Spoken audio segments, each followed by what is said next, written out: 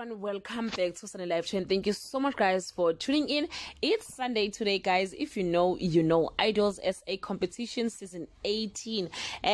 Something different about this year is that we don't have top 16 but we have top 12 guys. We start go top 12 this year, so kushubeka kakhulu than the previous years. One of the contestant, Dudlu KaDlamini, that most people believed she had a chance to be our idol because of her first amazing performance. They didn't make it to top 12.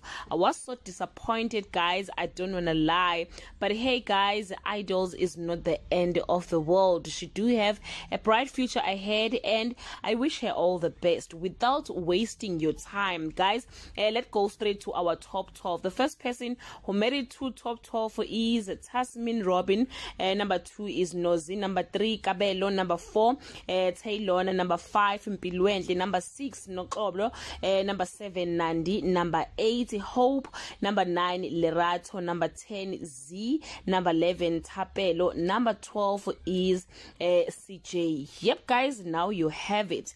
After Dudlu KaDlamini ngangenanga go top 12, social media felt judges were cruel and not fair to her.